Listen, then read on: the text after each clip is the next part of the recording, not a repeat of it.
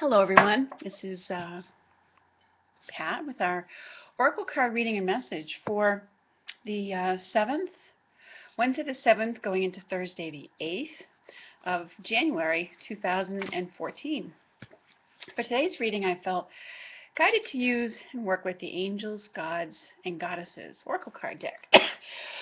Excuse me, and this is by Tony Carmine Salerno. So just a different perspective. I like these cards. Anyways, let's see what the messages are. Looks like this one wants to come out, and what the energies are for today.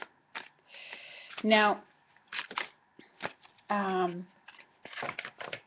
read an interesting article given to me by one of my other fellow readers here on YouTube, Christine Halliwell. And it was about the effects of this most recent full moon. And it was talking about how we might feel like sort of like an energetic hangover from it. Or I've also heard people refer to it as an energetic seasickness, where it kind of really throws your body off kilter. And if you're feeling that, or if you have been feeling that the past couple of days, wondering what's been going on, you know, your body didn't quite felt a little out of sorts, like it wasn't quite yourself. You know, it may be that you're sensitive to that. There was a lot of, I guess, energy that came in with that. So it should be dissipating, and your body, excuse me, adjusting to it. So hang in there. But anyways, I just thought I would share that with you in case that you were interested. Now, for the cards for today, we have Angel of Prayer, and it says, ask the universe and the angels for help and guidance. Okay, so I get the sense that there's a lot of changes that may be going on in your world, or changes that you're trying to put in place for yourself, which is very much related, to New Year's resolutions. And I get the feeling that there's you really want to make these happen. You really want this to work for you this year or something. And so there's a lot of push and struggle behind it. Pardon me while I sip some water. It feels like there's a little bit too much strain into it. And what I'm getting with this is, you know, relax a little bit and ask of the universe, call upon the divine in whatever way, whether it's angels, whether it's Jesus, whether it's Buddha, whether it's, you know, one of the goddesses, Mother Mary, whoever it is. Relax and call in that divine intervention to help you with whatever changes you're trying to bring in your life. Or if you've had changes that were kind of forced upon you that you didn't intend or ask for, and you know you need some help dealing with that, ask again for the divine intervention. You know, ask for the healing, ask for the help, ask them to hold your hand through something. If you're feeling nervous, afraid, or just not sure how to deal with something. So, and then, you know, kind of step back, get out of the way, and let them help you. All right? Asking for divine intervention or calling upon the divine for help is one of the best things that we can do, especially if you're trying to figure it out too much in your own head. Okay? It's calling in forces that are greater than yourself, wiser than yourself. And this card, its message particularly wants you to know that you're never alone, nor do you need to tackle or solve everything on your own. That's the message I was trying to convey. God and the angels are always listening, and you only need to ask for their help. And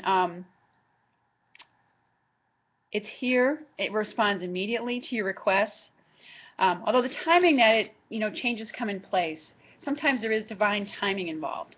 So something may happen very quickly, or you may have to wait a little bit for help with the answer to it. Or they may just bring that right person into your life. So, you know, ask for help and trust that that help is then being given or delivered to you. We also have this card that spilled out, which is the Goddess of Oneness, and it says, someone you love is thinking fondly of you at this moment. Okay? So this could be someone in the physical world, It could also be someone who's passed on, a loved one who's passed on. And what you may find is that you're thinking of them too. They may have come into your, like, oh, I wonder why I'm thinking about this person today. It's in part because they're thinking of you and sending love in your direction at this moment. So I'm going to see if it says anything more about that in the Goddess of Oneness description. Let's see. It says, remember that love is not restricted by time or space, and you are forever connected spiritually to those you love and care for.